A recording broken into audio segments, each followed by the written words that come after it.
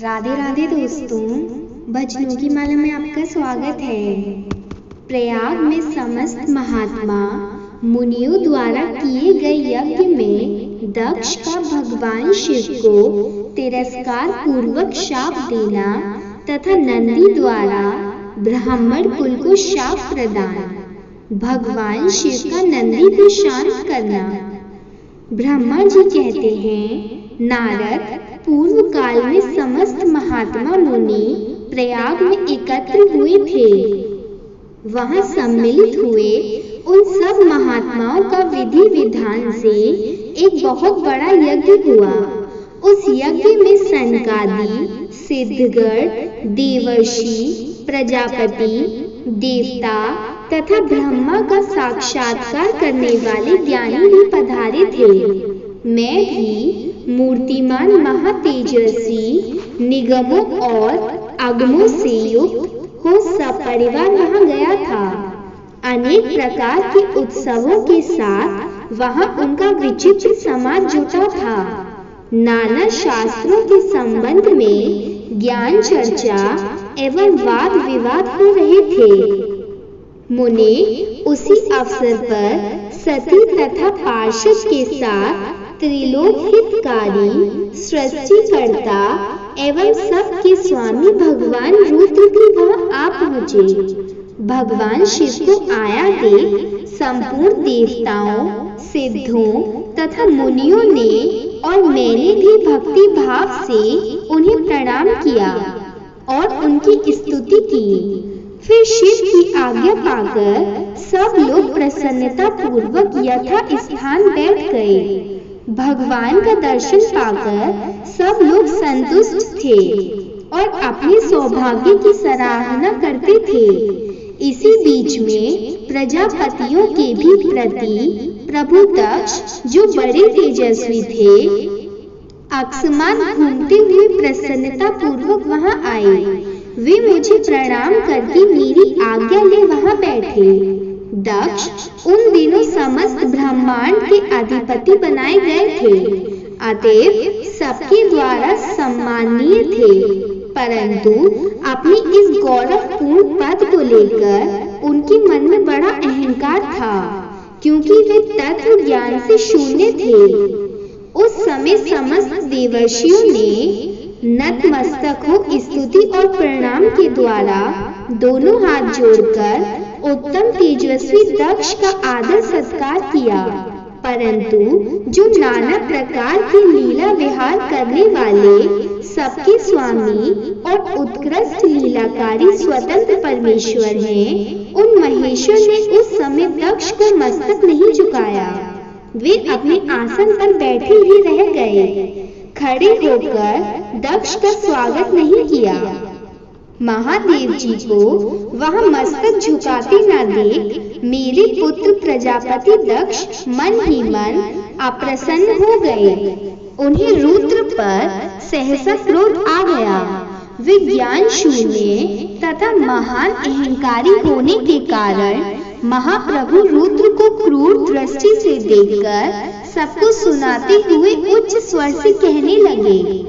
दक्ष ने कहा, ये सब देवता, असुर, श्रेष्ठ ब्राह्मण तथा ऋषि मुझे विशेष रूप से मस्तक झुकाते हैं, परंतु वह जो प्रेतों और पिशाचों से घिरा हुआ महामनस्विनी बनकर बैठा है, वह दुष्ट मनुष्य के समान क्यों मुझे प्रणाम नहीं करता? शमशान में निवास करने वाला यह निर्लज्ज जो मुझे इस समय प्रणाम नहीं करता, इसका क्या कारण है? इसके वेदोक्त कर्म लुप्त हो गए हैं। यह भूतों और पिशाचों से सेवित हो मतवाला बना फिरता है और शास्त्रीय विधि की अवहेलना करके नीति मार्ग को सदा कलंकित किया करता है। इसके साथ रहने वाले या इसका अनुसरण करने वाले लोग पाखंडी, दुष्ट, पापाचारी तथा ब्राह्मण को देखकर उद्धटता पूर्वक उसकी निंदा करने वाले होते हैं। यह स्वयं ही स्त्री में आसक्त रहने वाला तथा रति कर्म में ही दक्ष है। अतः मैं इसे शाप देने को उद्यत हुआ हूँ। यह रुद्र चारों वर्णों से पृथक और कुरूप है। इसे यज्ञ के बहिष्कृत कर दिया जाए। यह शमशान में निवास करने वाला तथा उत्तम कुल और जन्म से हीन है, इसलिए देवताओं के साथ यह यज्ञ में भाग ना पाए। ब्रह्मा जी कहते हैं, नारद दक्ष की कही हुई यह बात सुनकर भृगु आदि बहुत से महर्षि रुद्रदेव को दुष्ट मानकर देवताओं के साथ उनकी निंदा करने लगे। दक्ष की बात सुनकर नंदी को बड़ा रोष हुआ। उनके नेत्र चंचल हो उठे और वे दक्ष को शाप देने के लिए विचार से तुरंत इस प्रकार बोले। नंदीश्वर ने कहा, अरे तू महामूढ़ दुष्ट बुद्धि शठ दक्ष, तूने मेरे स्वामी महेश्वर को यज्ञ से बहिष्कृत क्यों कर दिया? जिसके स्मरण मात्र से यज्ञ सफल हो और तीर्थ पवित्र हो जाएं, उन्हीं महादेव जी को तूने शाप कैसे दे दिया? दुर्बुद्धि दक्ष, तूने ब्राह्मण जाति की चपलता से प्रेरित हो इन रुद्रदेव को व्यर्थ शाप दे डाला है। महाप्रभु रुद्र सर्वथा निर्दोष हैं, तथापि तूने व्यर्थ ही उनका उपहास किया है। ब्राह्मण धम, उन्होंने इस जगत की सृष्टि की और इसका पालन करते हैं, और अंत में जिनके द्वारा इसका संहार होगा, उन्हीं इन महेश्वर रूप को तूने शाप कैसे दे दिया?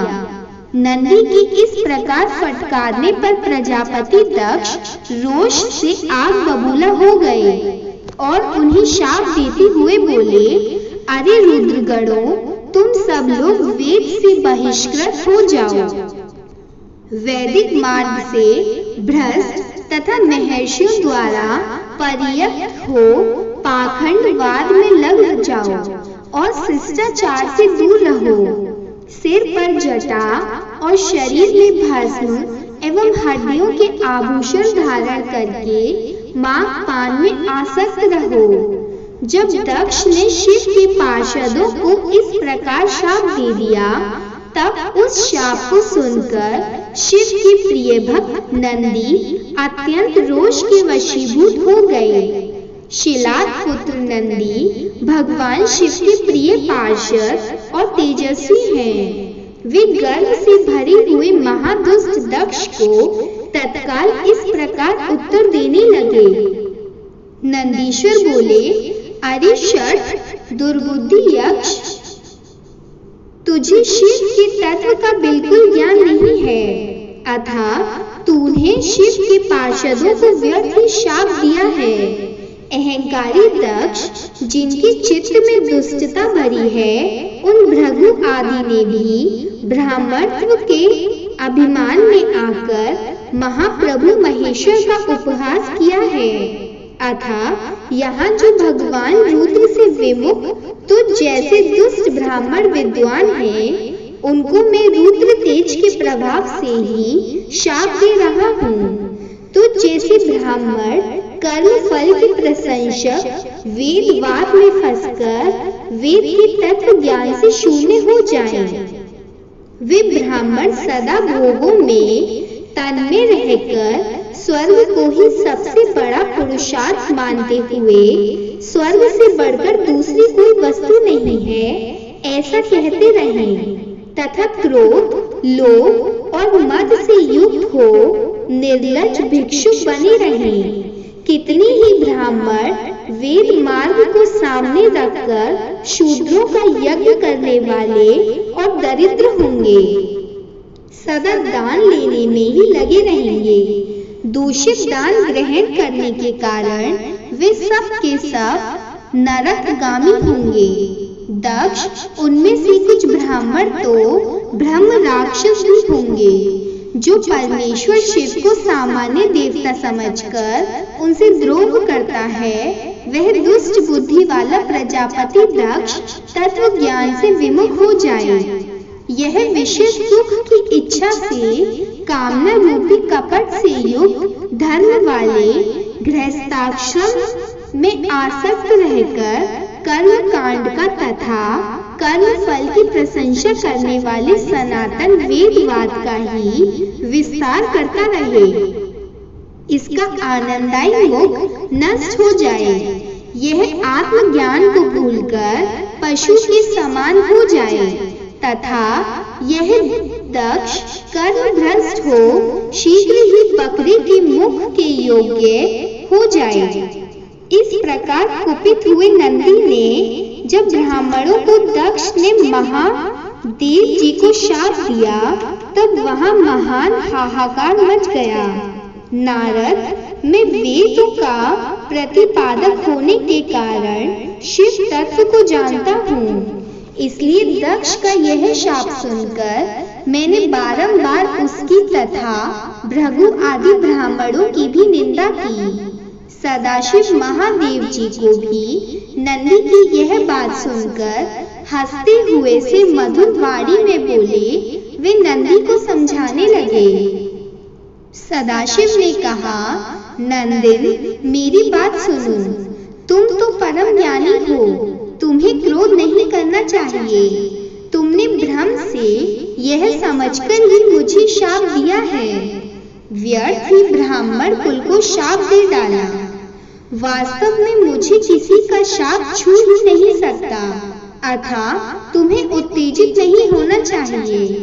वेद मंत्राक्ष में और सूक्त में हैं, उनके प्रत्येक सूक्त में समस्त देहधारियों की आत्मा परमात्मा प्रतिष्ठित है, अतः उन मंत्रों की ज्ञाता नित्य आत्मवेत्ता हैं।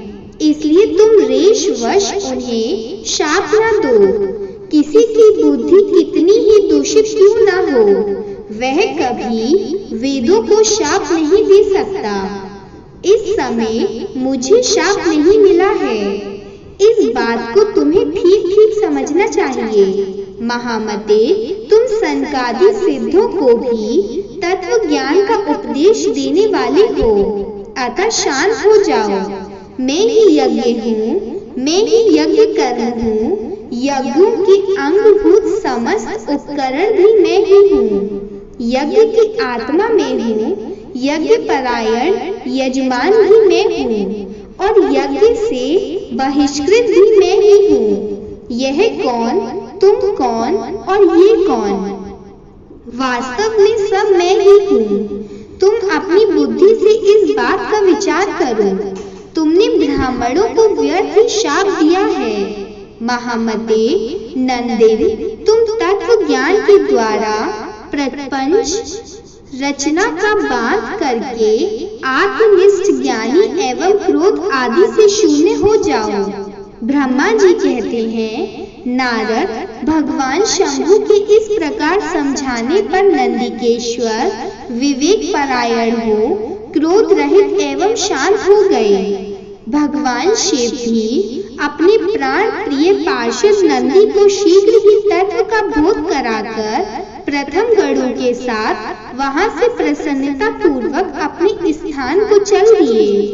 इधर रोषावेश से युक्त दक्ष भी ब्राह्मणों से घिरे हुए अपने स्थान को लौट गए, परंतु उनका चित्त शिवद्रोह में ही तत्पर था। उस समय रुद्र को शाप दिए जाने की घटना का स्मरण करके दक्ष सदा महान रोष से भरे रहते थे। उनकी बुद्धि पर मूर्छा छा गई थी। वे शिव के प्रति श्रद्धा को त्याग कर शिव पूजनों की निंदा करने लगे। तात नारद, इस प्रकार परमात्मा शंभु ने साथ दुर्व्यवहार करके दक्ष ने अपनी जिस दुष्ट बुद्धि का परिचय दिया था वह मैंने तुम्हें बता दी। अब तुम उनकी पराकाष्ठा को पहुंची हुई दुर्बुद्धि का वृतांत सुनो। मैं बता रहा हूँ।